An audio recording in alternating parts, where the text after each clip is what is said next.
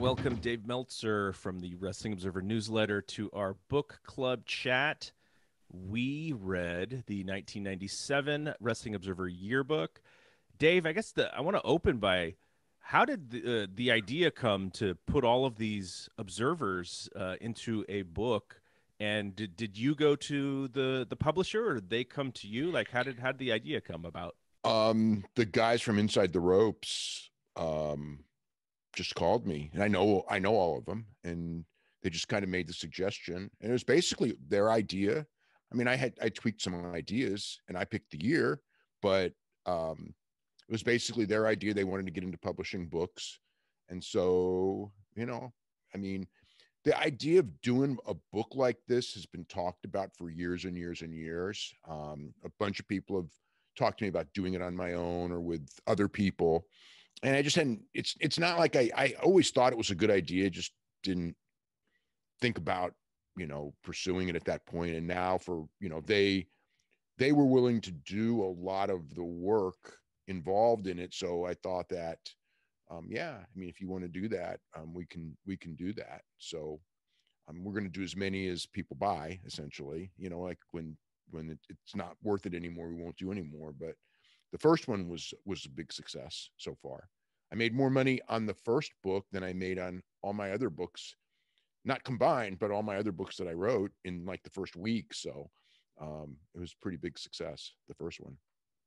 How much rewriting did you have to do, or did they take care of none. ordering it all? I mean, it was more a sense of putting the stuff together, like in the chapters, where it would be,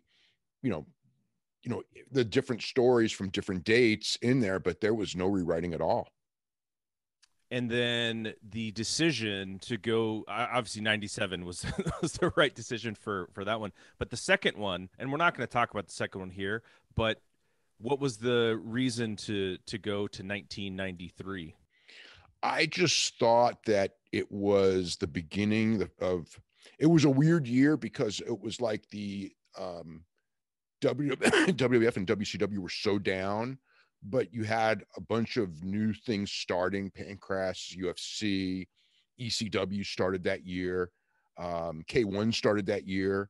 So it was kind of like, I thought it was kind of like this interesting thing of like these under the radar stories, because none of those, like when K1 started, it wasn't big. When UFC started, it was just, I mean, I covered it before anybody else, but it was like, nobody knew what it was. And I just thought that, like, in Pancras the same way, and ECW in that way as well. I just thought that like the beginnings of those groups combined with just seeing how down WCW and WWF really were. I don't think people really understand, because people always talk about how, wrestling's so much less popular than it was. And it's like, really 93 to 95 was way, way less popular than now.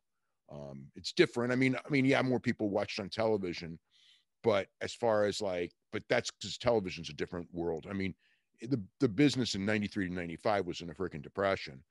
And I don't think people really understand you kind of have the deal where you kind of remember your childhood and it's always bigger, but it was really like in my lifetime, those were the worst years. I mean, it was just, nothing was clicking. I mean, some of the matches were good, but it just wasn't popular. Yeah, as you know, John and I were covering WCW 1992 at the tail end, and going through those observers and looking at like the average attendance. Oh, it's terrible.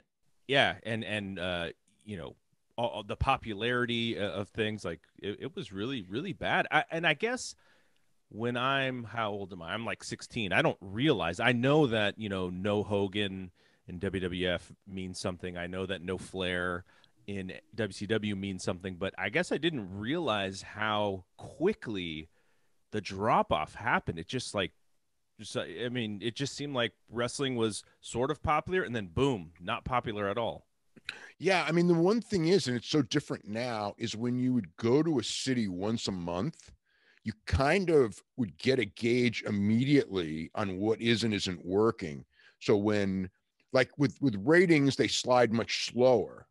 So, but with house show live attendance in those days, when it was not like now, it's not as much because it's a novelty thing. And you come, like, if you come once a year, even if it's not that popular, people go out. So, we almost never get to see it. But when it's a monthly thing and people can pick and choose and do pick and choose, you're going to know like what is and isn't working, and things can go up in, like, WCW went up really quick. WWF went up really quick when they came back later in the 90s, but they went down pretty quick too. So it's that's why, like, that as a gauge, it's too bad it's not there anymore, where you can really look month by month and angle by angle and what's working and what's not, because now it's just a different dynamic, and it's all about the ratings, and the ratings are just, the ratings will go up much, much slower, and they will go down much, much slower. The house shows will give you, and later, though, there's a lag, whereas the house show business will tell you, okay, this is not working because people are not buying tickets to this. Or, and even before, when we made pay-per-views was probably even better, because pay-per-views was once a month and people do pick and choose. And the pay-per-view numbers, you can really look at them and see where things are at. But now, AEW is the only one that really does pay-per-views. The rest of it's the network stuff. And the network stuff has nothing to do with the pay-per-views. It's just a matter of the right gimmick to get free orders and stuff. And how that all translates is really where the ups and downs come from. And WrestleMania and Royal Rumble, I think, helped too. All right, David and Jason, get ready. One more question about the overall series. So I think you said that if you do a third book, it was going to be on 2001. Is that was my thought of the next book would be 2001? Yeah, because it was the end of WCW and the end of ECW and the beginning of, I guess, 2 decades of, kind of like a U.S. monopoly before, or maybe not quite 2 decades before, like New Japan rose and Ring of Honor got a little bit of popularity, and and really AEW was the first real competitor, I think. Okay, David, you can unmute and ask your first question. Okay, hi Dave. Hey there. My question is about Ken Shamrock. Obviously, Ken signed with WWF in '97. At the time, there was talk of him potentially having a match with Hashimoto for the IWGP title. And a lot of people thought that may have been the biggest money match of all time up until that point. Do you think it would have been that big? UFC was kind of big. I think it would have been big, but I'm not sure that the Ogawa feud, as far as interest, wouldn't have been more, because Ogawa was Japanese and a world judo champion. So I think that but you don't know. I mean, because coming off of UFC at that point, and UFC being kind of a novelty and hot, and Shamrock, they had, the designs were, I'm trying to remember. As I recall, it was Hashimoto wins the first and Shamrock wins the rematch was the idea. And so I think it could have been big. I don't know that it's going to be bigger than Muto and Sakata was, although that came a little bit later. No, that came a little bit earlier. Right? Yeah, so it's 97 and Muto and Sakata was 96, right? So yeah, I don't think it would have been bigger than Muto and Sakata, though. No, but it would have been a big series, and it would have gotten, with the state of where Shamrock was, it would have probably gotten New Japan a little bit of worldwide attention. The interesting thing is could they have parlayed that into pay-per-view in the United States at that point? And I don't know that the connections were there, but that's an interesting theory. If with Shamrock's name, they might have been able to do that, and then more people would have been exposed to New Japan in that era, because really in the United States, aside from tape trading, New Japan didn't really get big until it got, streaming and the, New Japan World and things like that much, much later. All right. So let's grab Jason. Jason, I think you wanted to talk some UFC. Yeah. Hey, Dave. Hey. Long time fan. First Thanks. time actually getting to talk to you. But Dave, 1997 is an interesting year. As the part I really dug into was like, that's when the government's really pushing back at UFC and MMA as a whole, or when it was no holds barred then. And, they're losing their access to pay-per-view and going off. But 97 is an interesting year as well, because when you look at the talent that debuted for the UFC, like you had Mark Kerr and Randy Couture, also the debut of Pride. Where would you rank 97 as a year that really in the long-term history of mixed martial arts as a year, because I think there's a lot of sizzle starting up, kind of like how WWF was sizzling and getting towards its boom period. Obviously, WWF got there much quicker than UFC did, but I feel 97 is a year that a lot of people don't realize how it's important. Well, I mean, the thing with UFC in 97 was that they were losing all that exposure and everything. It was the very end would have been the start of Frank Shamrock's run, which if people had been around, I mean, I think he would have been a giant star if the exposure was there. It had the Maurice Smith, Mark Coleman match, which was kind of like at that time, kind of landmark, just because it was, nobody thought that Maurice Smith could win and the wrestlers were always winning and the kickboxers were always getting beat. And you had a kickboxer actually beat a wrestler for the world title. And then, yeah, Randy Couture's debut, which was more significant now than it was then. Then it was just a guy who didn't make the Olympic team, who's coming in, who was a good wrestler, who could punch a little bit. And, he did win the championship pretty quick, but the legend of Randy Couture really was over, years later, I think, became much, much bigger. Pride, nobody knew what that was going to turn into in 97. I mean, originally that was just, a vehicle to do Takada and Hickson Gracie. And we knew that would be big, but the idea of running a whole promotion off of that, I don't think anyone really thought about that at the time. I guess the Pride people did, but when that show was announced, it was like the Coliseum show, where it's just kind of like, we got this, big main event and we're going to go to the Tokyo Dome. And, people had been wanting to see Hickson and Takada for years. So they knew that would be big, but the idea that a whole promotion would run based on that and how big that promotion would get, and then how quick it fell at the same time. I mean, in 97, we had no idea of any of this. In 97, we had, UFC looked like it was going down. I mean, the idea that, UFC, in 97, you look at it and go, oh, UFC 10 years from now is going to be bigger than boxing on pay-per-view. You'd go like, what? There's no way. They can't even stay on pay-per-view, and they'll never get television. So, a lot can happen in 10 years. All right, I think we're going to go to Jeremy next, and then Paul, you are in the on deck circle, so you can get ready. Hey, Dave. My question is about the death of Plume Mariko. Plum Mariko. It sounds like Mariko. Yeah. Thank you. It sounds like the explanations behind her death were something that became more relatively well known later on with other wrestlers. But can you describe the cultural impact it had in Japan on the time, and maybe how it relates to the cultural impact of Hana Kimura's death, even though they were not related in any way, shape, or form? Well, Hana Kimura's death was a million times bigger of a news story, and it was a worldwide news story. Plum's death, I mean, it was something, but it was not, I don't remember it having like giant impact on much of anything other than it was a sad story and that it happened. I think that there was maybe some more medical concern about checking wrestlers, but it just was one of those, it was more like, because there were a couple of deaths of wrestlers, like Fukuda in New Japan, and they were sad stories, but it really didn't, it's kind of like in the United States where there were a lot of deaths that just, they happened, but did anything really change? And it's like, no. And then Chris Benoit's death, and then everything changed from that one. So, yeah, I don't remember giant repercussions of it. It was just kind of a story. I think that, was she the first death in the ring in Japan? I think she was, because there were a couple. There were some in training camps, and then there was Fukuda in the ring, but I think she might have been the first. And then Thank you. We're going to get to Paul here in a second, but I wanted to say hello and welcome to Dazza and Becky. And if you guys want to submit a question, we're listing them in the chat, and then Jeremy's going to order them, and then I will call on you if you do want to ask a question. So I think we're going to go to Fontaine. Paul.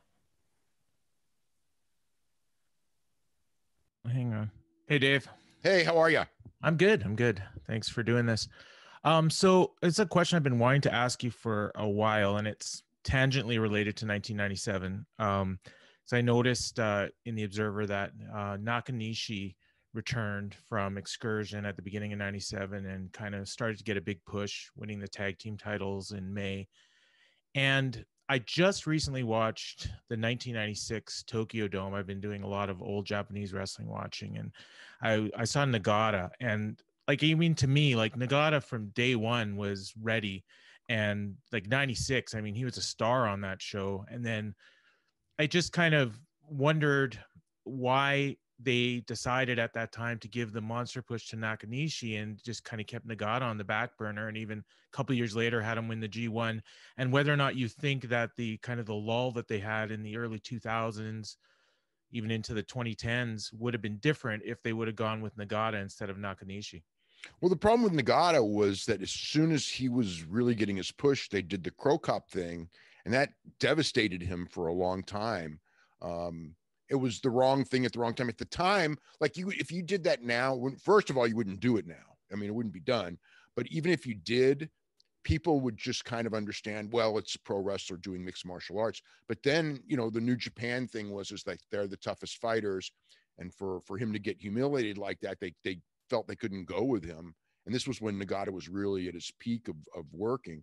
I mean, with Nakanishi, the thing is, he went to the Olympics, which Nagata didn't, and he had a big body, and they just thought that he had the look of a guy who could carry the company, but he didn't. I never felt that Nakanishi had the charisma to do it, and not really, and he didn't have the working ability to do it either. You know, they had set a standard, you know, with some of those guys, with Fujinami and Riki Choshu and Muto and these guys.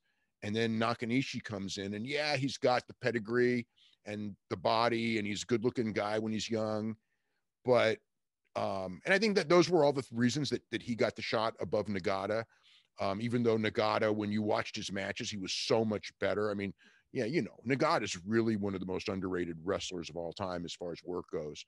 I mean, for decades, and even, you know, probably even today in his 50s, if you know, threw him in there like last year with Suzuki and put him in a program with somebody good, he's going to deliver every time. So, but yeah, that would be the reason. You know, I mean, when they signed Nagata, it was something because he was a college champion.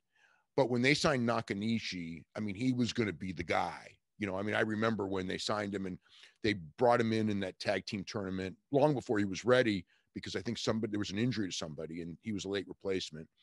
And I remember when I met him at the Tokyo Dome, everybody was just like, oh, he's going to be the guy. Like they had that in their mind that he's going to be the biggest star of all of them. But he just didn't, you know. It was the same thing with Kenzo Suzuki. They all had the idea that Kenzo Suzuki was going to be the big star, and Tanahashi was going to be the worker to hide the fact that Kenzo wasn't good until Kenzo got good. And it ended up being where, you know, Tanahashi ended up being the superstar. And they all thought, you know, well, he didn't have a strong amateur background or a sports background. He's just a pro wrestling fan. And he's too short to be the guy, even though he's a good worker. He was going to be the tag team partner of the guy. And so, yeah, it's just, they had this, you know, it's the same thing. They had the size stigma every bit as much as Vince McMahon for years and years. They don't anymore because, you know, the fans have gotten smarter and everything. But back then they still had that idea that the guy who looked like Nakanishi, with his, and with the background, you know, obviously that legit background, that he was gonna be the guy. All right, we can start sprinkling in some WWF and WCW 97 questions.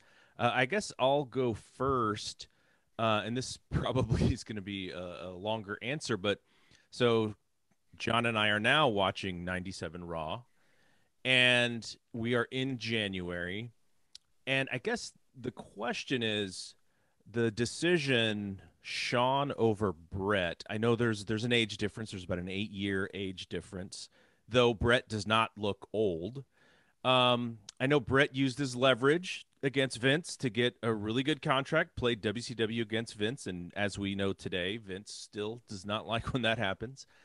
But Shawn has his own downfalls. He's walking out on them. He's teasing going to WCW in late '96, even though his contract a long term with WWF, and his dad's got to, get in meetings with him and Vince.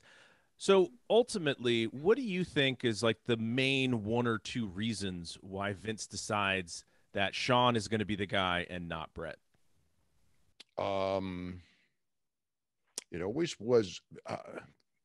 I think Vince just age for sure.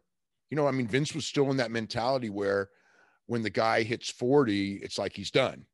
And Brett was, in 1997, Brett's 40.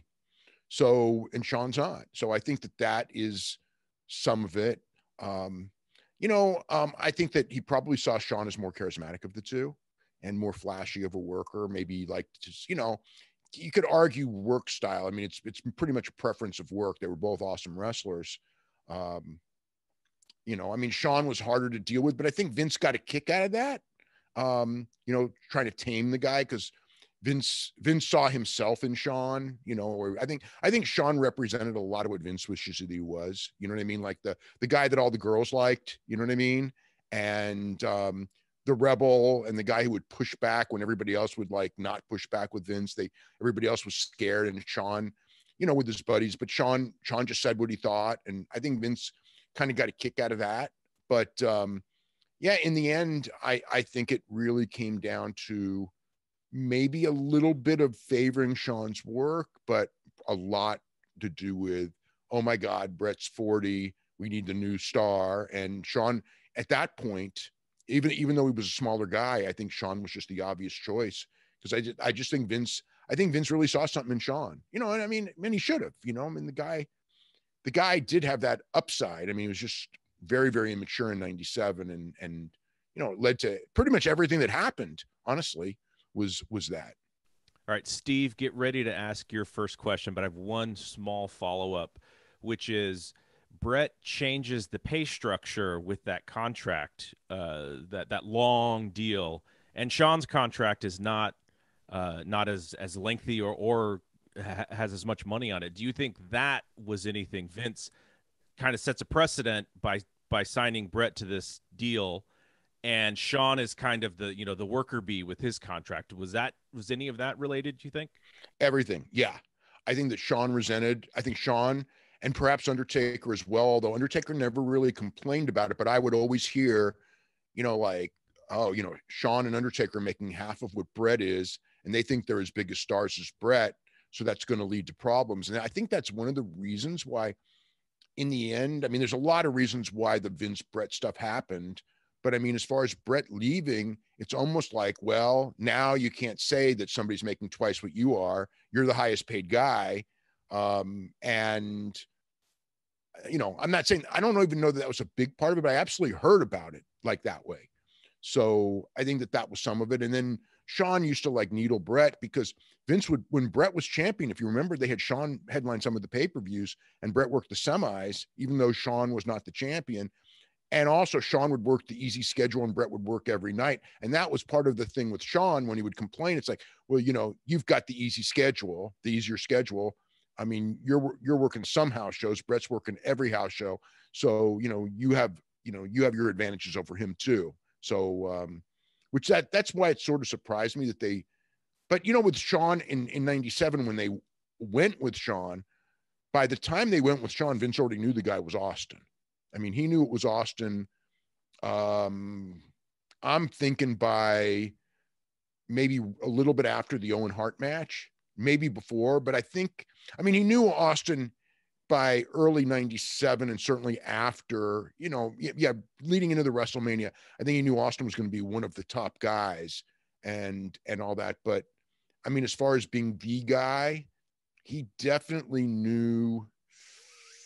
I'm going to think I think that the win over Owen Hart was going to set the stage for then getting the main belt at WrestleMania. And I think that whether it was Shawn Michaels or Bret Hart, Austin being the guy starting at next year's WrestleMania, I think that Vince already had that in his head. All right, Steve, you can go ahead and unmute. Jason and David and Paul, in that order, we'll go to next. Go for it. Hey, Dave. How are you? Good. Good. Good. Hey, so I had a question. I've listened to a couple of interviews with Brett where he has referenced people back to the Observer to get like 100% facts on what actually happened.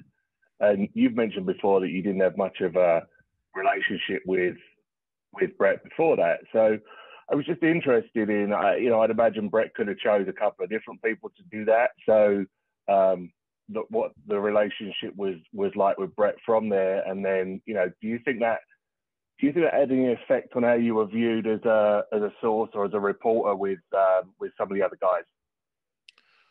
No. As far as I knew Brett's family, and I mean I'd met Brett, but he didn't like me at all, and he was basically convinced to call me, and he went through everything. I mean, we had this long conversation. It was like, oh my God. And then I think when the issue came out, because the reality is that I think that if he had not done that interview with me, that the general consensus would have been that he refused to do the job. He was going to go to another company. He took it too seriously. He would have been viewed very negatively. And I think that people like told him that, like, look, the truth is not really that negative, because nobody knew about the creative control was a big aspect of it that nobody knew. I didn't know. I didn't know about the creative control, and I didn't even know at the time that Vince was like trying to manipulate him leaving. I just knew that I just thought that it was weird that I knew about the 20-year contract, so I didn't really understand like why he was negotiating, other than I did know that like even months earlier that they were trying to make him take a pay cut, that the finances weren't good. So I figured that all had to do with the idea that Vince signs him to this deal, and then he has second thoughts on the deal, and the finances in the company weren't going so well at the time. So I knew that was all leading into it, but I didn't really know the whole story. And then the day after, then I had talked to many people in WWE and WWF. And then at that point, like nobody brought up the creative control. And there were some people who I would say were sympathetic with Brett, but at the end of the day, they all were like, but if he wasn't going to lose. And I didn't when Brett went through it step by step, you know what I mean? He sent me legal papers and everything. So I know exactly, people can say whatever they want. I know exactly what he was willing to do and what he wasn't willing to do. And I mean, he his lawyer sent Vince a letter saying, look, once you get out of Canada, he'll lose to anyone. He'll lose to the Brooklyn Brawler. But I mean, he absolutely suggested, I would like to lose to Austin. I mean, but he would have lost to Undertaker. He basically would have lost to anyone but Shawn. And even then, I think at the end he would have lost to Shawn. And then really, if Shawn hadn't have been such a, whatever that night in San Jose, and I think it may have been in another city as well, but I remember the night in San Jose, that he'd have lost to Shawn too. And even in Canada, I think it was just Shawn's telling him that, well, I'll never lose to you, which was such a dumb thing to say. But when he said that, I think that's where it got Brett all hot and bothered. And I know that, like, I know a lot of guys who, kind of were negative on Brett. And even like when I would talk to Bruno, and Bruno was like, when they want you to lose, and I go, Bruno, if the guy goes to you and goes, thank you, Bruno, but I will never put you over, you're going to lose. Are you really going to lose to him and smile about it? And he just goes, no way. And I go, well, that's the situation. That's the red herring. I mean, Luthez, all of them, you disrespect them like that. There's none of them were going to. Briscoe, I don't believe any of them would have. There's probably some who would have, but I think most would not. And that's why I kind of would look at it and go like, what did they expect Brett to just, I mean, you basically insult the guy to his face at that state. And, but that's kind of how, I mean, it's weird how that changed the whole basis of what pro wrestling was completely. Little did we know it, and set the stage for like everything that happened over the next 5 years, the Vince McMahon character and the biggest period of popularity, probably ever, or certainly since the early 50s, was all that you know, all that stuff. It was, you know, that was just, it's incredible in hindsight how crazy that was and how it could never happen again because, you know, nobody takes the belt seriously now. And everyone took it so seriously, not just Brett, but Vince too. Because none of this happens if you, you know, we'll just create a new champion. Like they'll do, like now, if somebody does that, it's like, you're fired. We're just going to go on TV. You know, he was unprofessional or whatever. We're going to have a tournament. And nobody would even think twice about it. But then it was, you know, between the wrestling war and the fact that the title was the flagship of the company in a much bigger way, you know, everybody basically freaked out over the way everything went down. All right, Jason, you're on deck. Did Brett not like you because he didn't like your job, or was it because of your relationship with Flair? I know there was a professional jealousy there. I think not my relationship with Flair, but I think that Brett thought that he had surpassed Flair, and I never gave him credit for surpassing Flair. So, you know, Brett thought he was the best. And I don't think that I ever wrote that Brett was the best. I mean, I always thought he was one of the best. But it's hard to say because like it used to bother him because he's told me the story and like his mom and his dad would, you know, read it at Sunday dinner and he would just like brood, you know, about because his mom and his dad liked me a lot and you know, Ross and some of the others in the family, you know, read it religiously. And, you know, Brett just thought that he should be the, you know, viewed as the best guy because he believed that he was.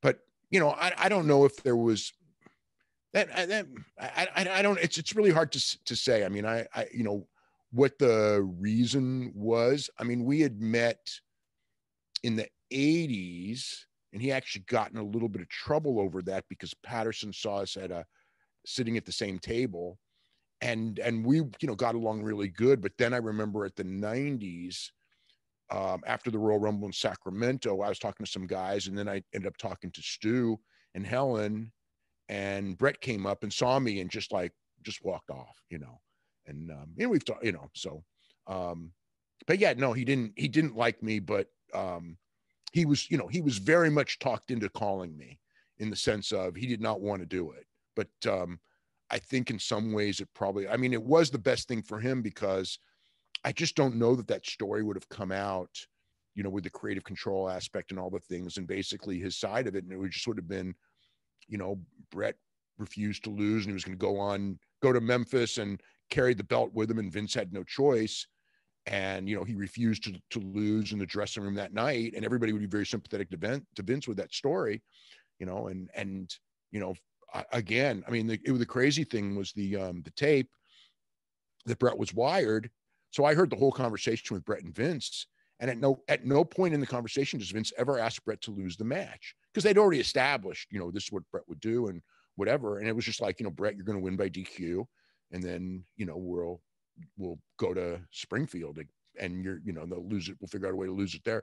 But you know, it wouldn't be directly to Sean. It'd be in a 4-way where Brett would lose to Undertaker or Shamrock. And then Sean would beat them, you know, an elimination match. And that's kind of how they expected to go. And then in the ring, they do the double cross. All right, Jason, go ahead and unmute and you can ask your question. Well, Dave, I don't hate you. I think you're a fantastic journalist. But 97 is an interesting year in pro wrestling because I felt it was really a boom period in North America for Lucha. And obviously WCW is working with AAA. But the WWF, for a short period of time, they were as well. How did this working relationship with the WWF and AAA come about? Because it's something we'll never see again, where one company is working with two major American promotions to share talent with. Well, no, I think that there was like by this point, WCW was no longer working with AAA. WCW was working with Promo Azteca, and which took a lot of the AAA guys. So when that falling out happened, it and WCW had success with the cruiserweights. It was kind of like, you know, they were winning the battle. They were, you know, pacing ahead of WWF.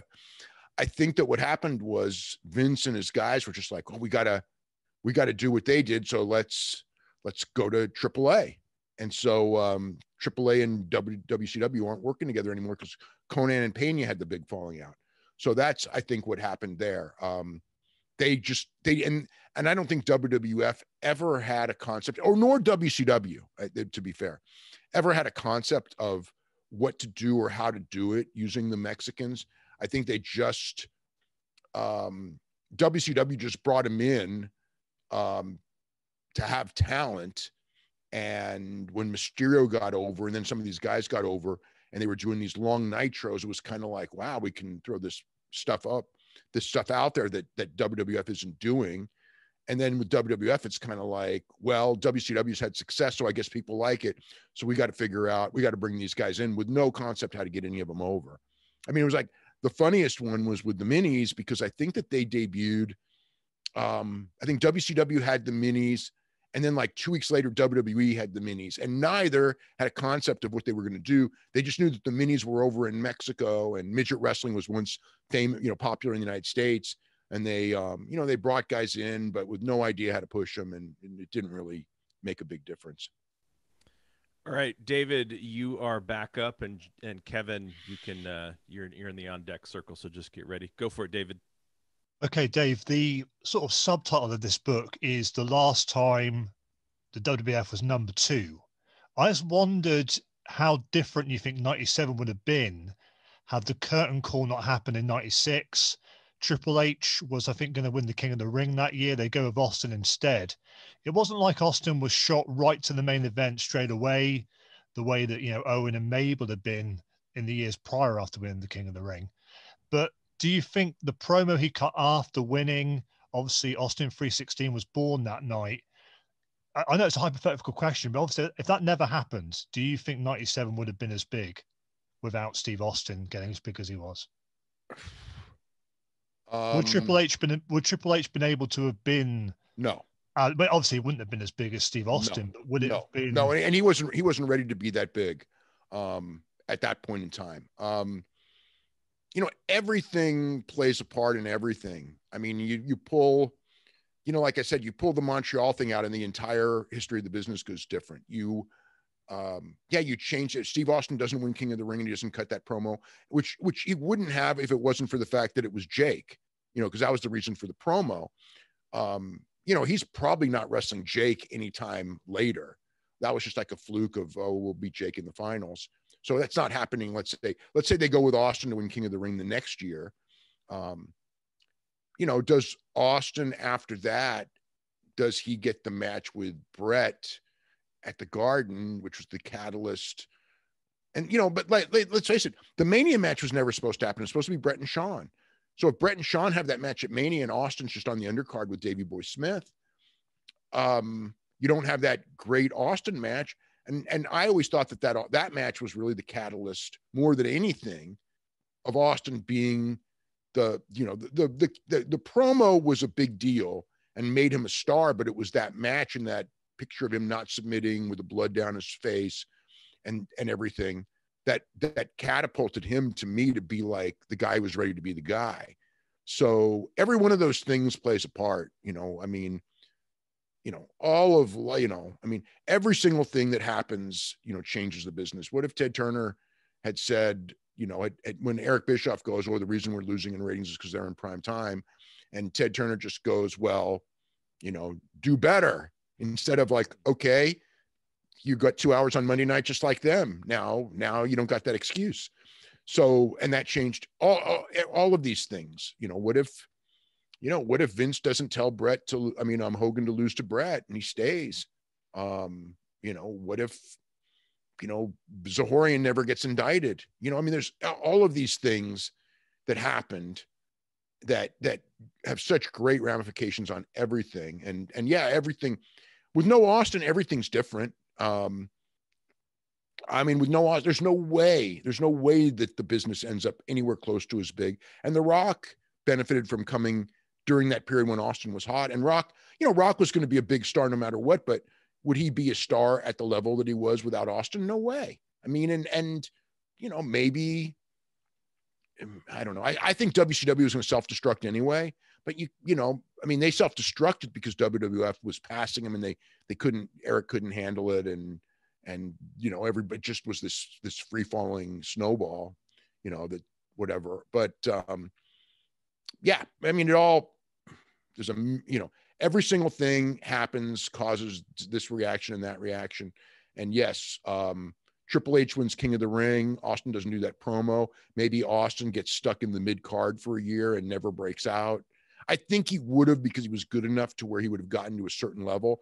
But if he doesn't get that match with Brett at Mania. And Brett actually was the reason, Brett was actually specifically asked to work with Austin at that Survivor Series, did he not? So was that not the reason the match happened? Because Brett sort of chose him?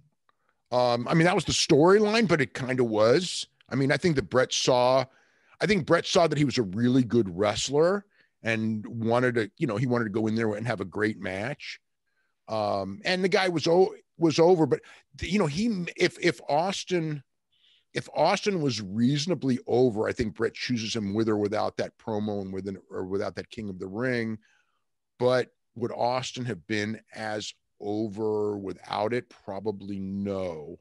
If he was just in that tournament and just like lost in the semifinals or something, and then was, you know, because he was doing nothing. If you look at his results, you know, he wasn't even on every pay-per-view, and he was wrestling Savio and, you know, things like that. I mean, it wasn't like he was being booked gigantic even after that. But Brett choosing, you know, to work with him in November, and then the Mania match, obviously that changed the whole course of Austin's career. Yeah. All right, let's get ready for Kevin, and then Paul, you will follow Kevin. Kevin, you can go ahead and unmute and ask your question. Hey, Dave, can you hear me? Yes. Hi, good to talk to you. Good to talk to you too. My question's about one of the funny threads in the yearbook to me was the sort of bullheadedness to keep expanding WCW on TV and actually turn NWO from a faction into a promotion of sorts. Right. Its own TV show. Yeah. And it just, even reading the weekly updates in the yearbook, it seems like such a bad idea. I thought it was a bad idea completely, because it was like, you don't do like a heel group and then have them wrestle each other. That doesn't even make sense. Plus, I thought I thought NWO worked as adversaries of WCW, but not like a complete separate promotion. And also, it reminded me of when Sable was doing really big ratings and there was talk of SmackDown being an all-women show. And like now, I think WWE probably could do a 1 hour all-women show and it would work. But then, I mean, they didn't have the talent to do that. Like, you know, you can only strip for, you know, 90 seconds to 2 minutes in a match, and that's all you can do. You know what I mean? You can't have matches with the women that they had, or certainly with Sable, build around Sable on a regular basis. So, but I mean, because she did good quarter hours herself, there were people, how about we do like an all women show on UPN, and that would have been a terrible idea too, I think. All right, so let's go to Paul, and then we're going to follow up Paul with Steve, so you can get ready, Steve, as well. Go for it, Paul. Hi. So my question, it's kind of another one of these what ifs that you were kind of hitting at in the question before the last one. And it's in regards to the death of Brian Pillman and how you feel that did or didn't affect what happened in Montreal. And then do you think that the aftermath, assuming everything happened, Brett, refuses to lose, goes to WCW, Pillman stays, how would that have been any different, coming off a Survivor Series if Pillman was still around? Just thinking that it was so difficult for anybody to even consider booing the Hart Foundation after Pillman passed away, but maybe they're still heels if he was still around. Wow. So I've always thought that when Pillman got in the Humvee accident, that changed everything, because I think without it, he's able to wrestle and the drug issues don't go so bad, and he doesn't die. And that changes things. I don't think that Pillman being alive had any effect on the Survivor Series. And even though he was part of Team Canada, it would have been tough because he would have been kind of thrown out to the wolves without the backing of Brett. You know, it was kind of like Neidhart was leaving. Owen, you know, they weren't going to let Owen leave. Davey left. So Pillman would kind of be on his own. And if he still had the ability to wrestle the way he did before and everything, I think he'd have done well. But without that ability to wrestle at that level, I think that it would have been very, very tough, you know, because of his ankle and everything like that. So I don't think that that at that stage, if he does not die in October, I don't think that really changes anything. I think that he's just maybe even becomes like a footnote in wrestling history and not as famous as he is now. I mean, certainly like no books written about him or, you know, made for TV documentaries. Probably not. He's probably just a guy at that point. So yeah, I don't see that changing. For me, it's a big change because I've always thought like, oh my God, if, you know, like he died a month before Montreal and, you know, Brian had that sense of humor that he'd probably been one of those guys calling me up, not probably, you know, that night, that crazy night right after the thing. And it's possible, you know, I mean, so here's the one thing though. It's possible that he would have been mad enough to quit. I mean, I don't think so. And Brett would have probably told him don't, because that's what Brett told everybody. Because there was a lot of people that were, you know, on that night just ready to quit. And the only one who really did anything was Mick. You know, Mick just couldn't work for Vince. And then, you know, a couple of weeks later, he just said, well, boy, I'm hanging out on this limb. Everybody else is going back to work and I'm standing up for something. And Brett's making, you know, almost $3 million a year. So what am I fighting for?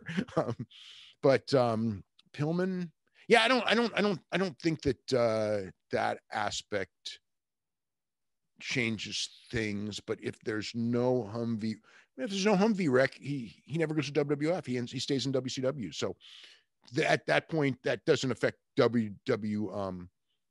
it doesn't affect WWF, but could that affect WCW? Would he be hot enough in that environment, you know, with those sharks like Hogan and everything at that point to get over past the level?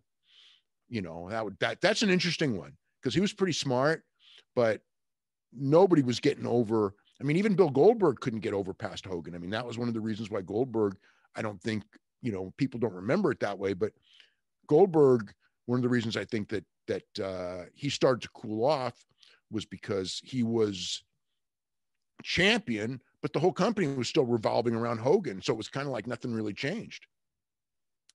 Maybe Pillman comes in 2000 with the Radicals if the Humvee accident doesn't happen. Yeah, I could easily see him in that group because I think that Benoit, yeah.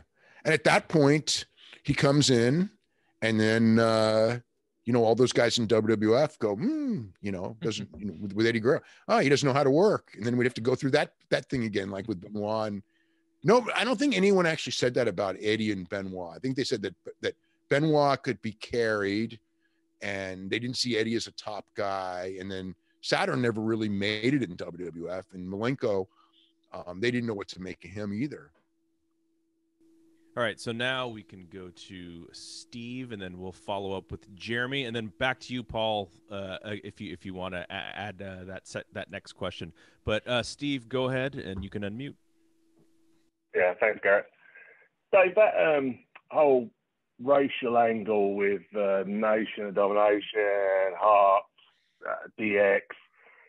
I mean, 2020 eyes, that's just insane. 2007, it wasn't even good. It wasn't even good then. I was gonna, but you could never do it now. No. Right, but I mean, from what I understand, Brett shut it down. But was that plan to go anywhere? Something else, and it turned out being just that quick kind of turnaround. I don't know, because Brett, Brett made it real clear that and he was on his way out anyway, but it was like he would not allow his character to play a racist, because in his mind, you know, the character was always going to be a babyface in the UK and a babyface in Canada, especially. And I think that he felt that, you know, Canadians would look at this guy, if he's doing racial stuff, he's not a babyface at that point. That's the one that, even if he's Bret Hart, he can't get away with. But yeah, he was real negative on that thing. I don't think that it was going to go anywhere anyway. I think it was just some shock value thing. It didn't seem like it was something to build anything up other than, just a quickie thing, All right, Jeremy, you can go, and then again, Paul, like I said, if you want to come back, then we'll go to you. Dave, I got kind of a sprawling generational question here. 97, you got Shawn Michaels. He can't do WrestleMania. 2014 WrestleMania 30, you got CM Punk, can't do WrestleMania. You got a host of people that can't do WrestleMania this past year. Every time that happens, the company seems to be able to creatively pivot. The first time in 97, they got the Bret Hart Austin match, and it led to a creative renaissance. 30, you had the match where you had Daniel Bryan basically pull off the creative change. But then this year you had kind of a fundamental lack of creativity. At what point do you think they need to make a paradigm shift where they can tap into a creative funnel where they have results more back then with the audience rather than what they're doing now? What else needs to change?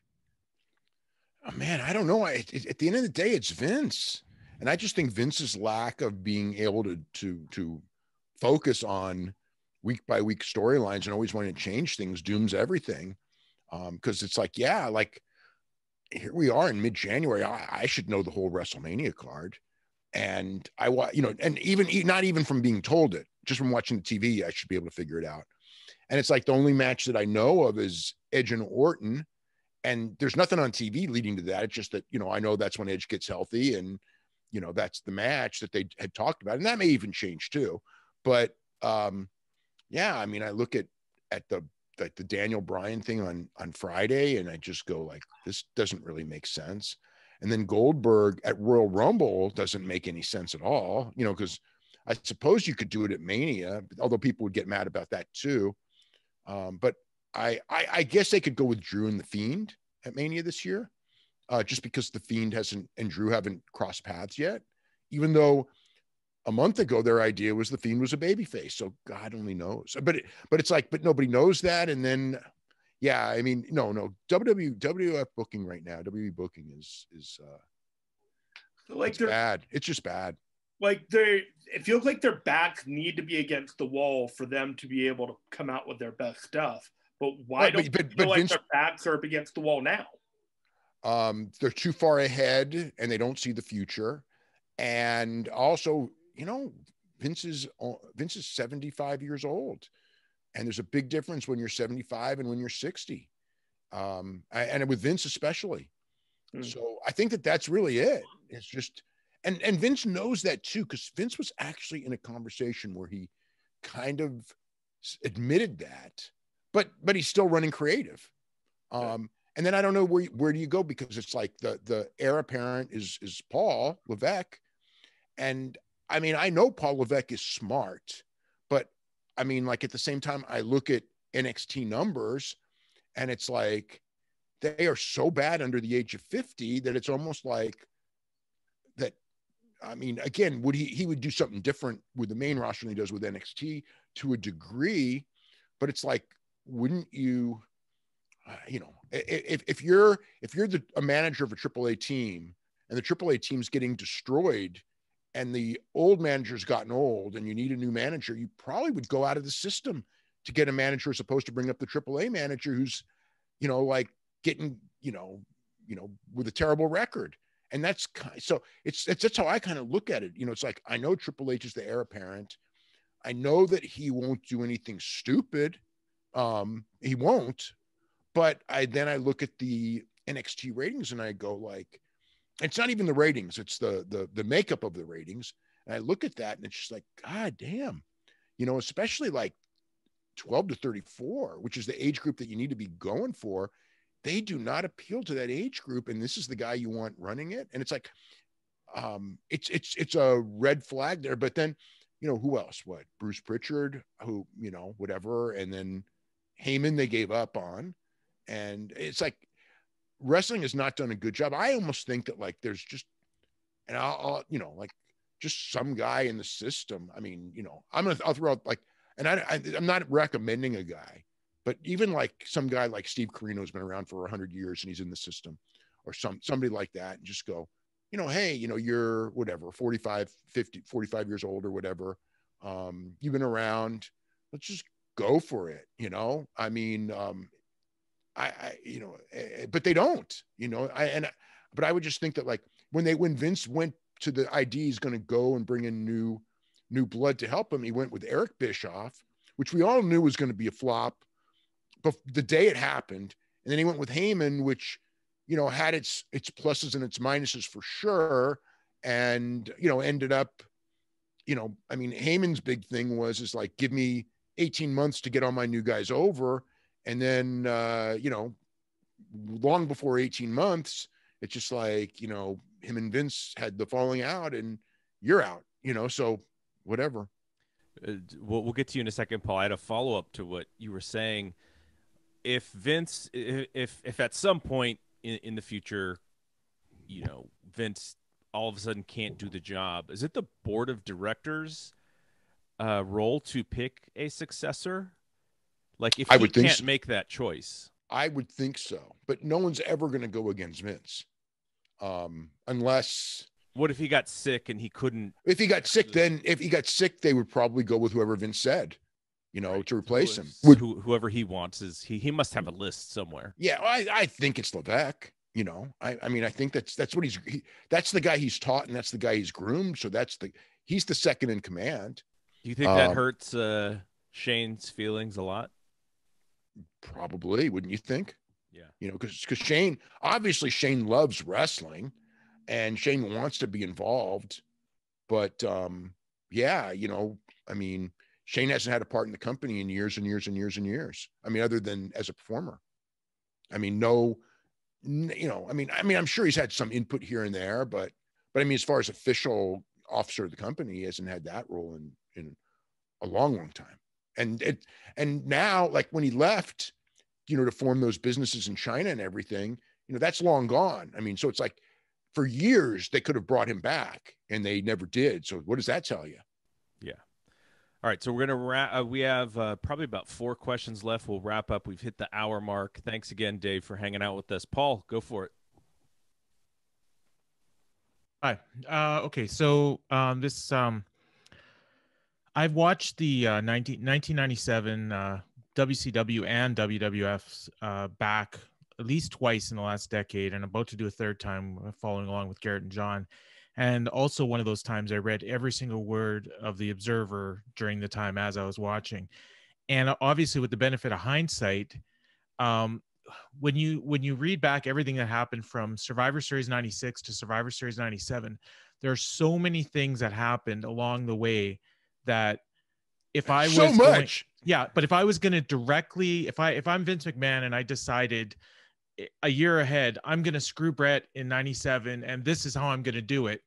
There's all this stuff that happened this is what I would have done. Right. Now, I'm not saying it was a work, but you can see how people might have thought it was a work based on how everything played out. Well, look, don't kid yourself. I mean, I always had that in the back of my head, you know, on that night, you know, you always question it, but, you know, it wasn't, but, you know, and again, it's Brett who was like, who, if they had decided to do it, Brett would have taken that to his death, but it wasn't, you know, I mean, it wasn't, but no, I can see, you know, I know smart people who think that and they go like, especially with the cameras there, it's like everything. That whole thing was such a fluke, but the reason I knew almost for sure in the days that happened was the nature of the inconsistency of the story, because if you had planned it, there would be a consistent story. And if you didn't, everybody would, not have the story. And so that's why I pretty much, number one, a lot of the guys backstage that night were pretty convinced that it was real. But it was just like the different aspects of it. I mean, it really, and again, by now it would have come out. And also he would have gone back to WWF, right after that WCW. When he signed this, like, I already knew, don't get me wrong, but when he signed the second WCW contract, which ended up not going anywhere because he had the concussion, but when he did sign the second WCW contract, to me, it was like, okay, there's, even if you're doing this and you're swerving WCW and then you're going to come back and do the big payoff, you never signed that second contract. And people will later say it was because of Owen, but no. I mean, he would have been able to rationalize the Owen thing as being an accident if they had this great elaborate storyline that he, Vince, and Pat Patterson or whatever knew. And also he wouldn't have been that bitter. And it's just like, I had too many long conversations with him for it to be a work, and just the actions. I mean, look, he didn't go back until 2010, which was long after, or whatever year it was, when he finally kind of like made amends, and just the nature of the Hall of Fame, when he didn't go back, when he went to the Hall of Fame and then didn't show up at Mania the next day for his one little protest that Vince was so mad about. And it was funny because he told me, I wrote it.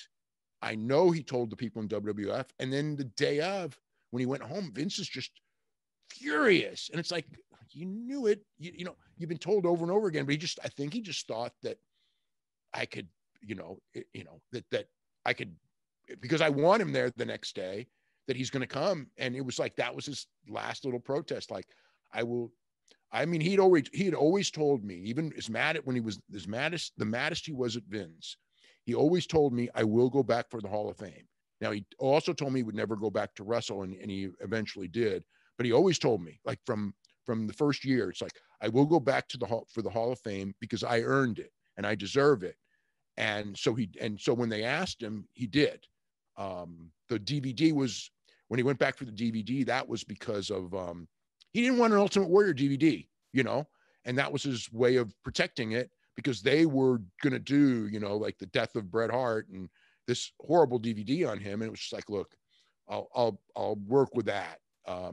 But that, yeah, I remember like when he jumped in the taxi and left the night before WrestleMania, and they were just all right in front of Vince.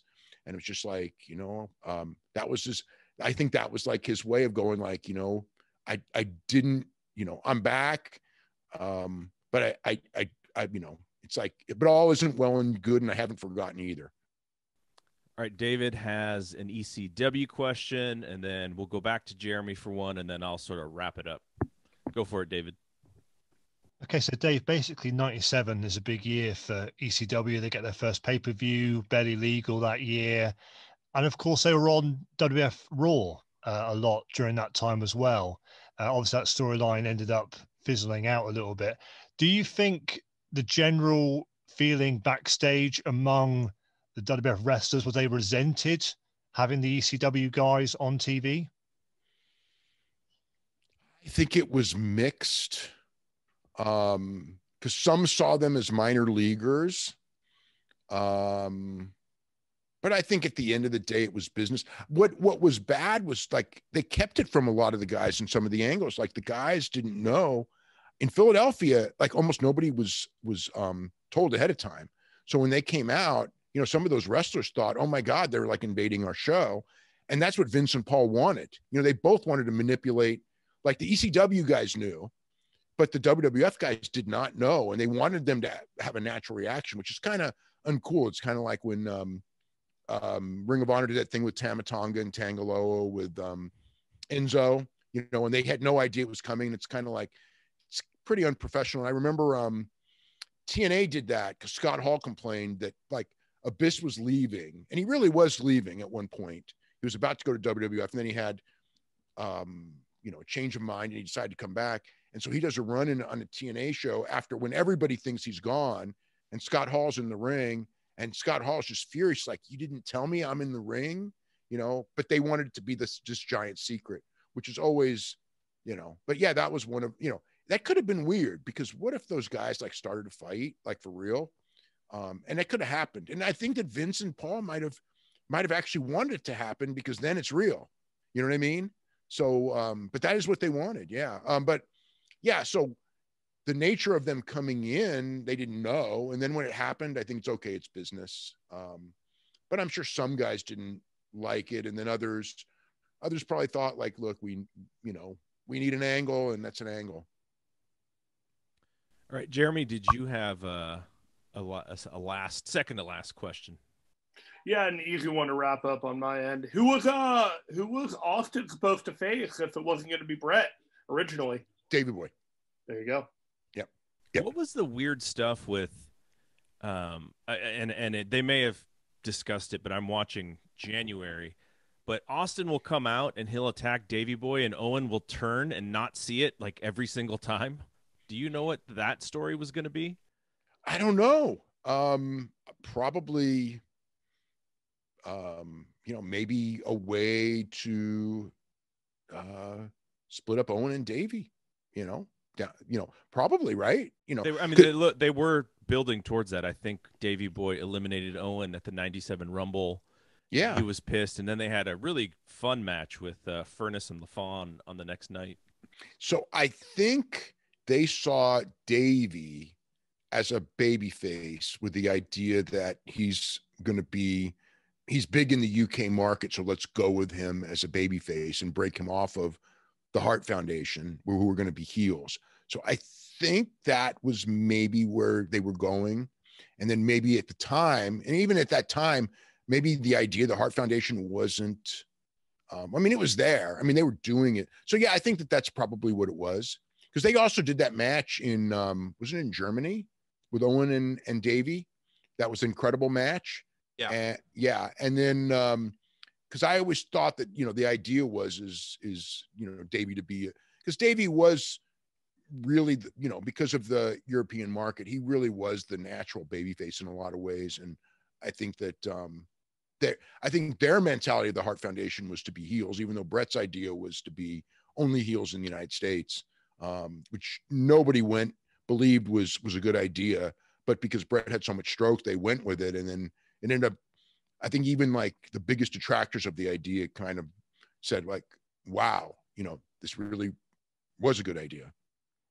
All right. To wrap this thing up, you mentioned that in the conversation between Brett and Vince, Brett was wired. How have those tapes not come out publicly on YouTube or something like that? I don't know. Paul J would be the guy who has all that stuff. And I think WWF has it because they maybe in a court fight, they got some of it, because I remember once on WWF Confidential, they edited like a little bit of it, kind of to make Brett look bad. But I do remember that they must have had access to it at some point, because there was a bunch of lawsuits about that movie, because WWF tried to stop the movie from getting out. Not even because of because of the storyline, yes. But the reason they really went hard on the movie, and the one scene that they begged and begged and begged, and it was like, we'll you could do anything you want with this movie, all just edit out the one scene of Vince after being knocked out. That was the one thing that they were the most adamant about. Like everything else, they didn't want the movie at all. But when it came down to like, you can't stop the movie. It was like, let's make a deal that, there was all these things. The settlement was, which was interesting, was, I think the settlement was that, and it was the Paul J's thing to just kind of get out of it was that he couldn't sell the tape to Turner Broadcasting. Like so it ended up going on. I don't remember. I think it was A&E, but I forget the station that it was on at the time of the thing. But as far as WWF would have, they must, because they played it on WWF Confidential once. And the funny thing is I must have it somewhere in this house because I can't imagine. But I don't even know where, like those old little cassette recorder dealy things, because that's where I got it on. I don't even know. I couldn't even tell you where I have one. But I mean, I was sent it by Paul J. You know, I mean, it was like, this was like about 8 months later. You know, but Brett told him to do it. So, but I mean, I know that's somewhere in this house, but yeah, it is kind of amazing. And it was, I mean, the transcripts are in the December 21st, 1998 Observer. So, I mean, you could read what happened, but, yeah, it is kind of funny that it's not out there, because I guess that not many people had it. That's all. Yeah, I just figured with how everything works today, it eventually ends up somewhere. Yeah. He could recreate the film in a podcast series or something, which would actually be kind of cool if they did that. But yeah. All right. So I want to say thank you for doing this. This was a lot of fun, and thanks to everybody who participated. Maybe we can do another one of these for another one of the books. If you do the 2001 book, that would be really fun to do, because that time frame is pretty tremendous. But anyways, all right. So thanks everybody for doing this, and we'll talk to you soon.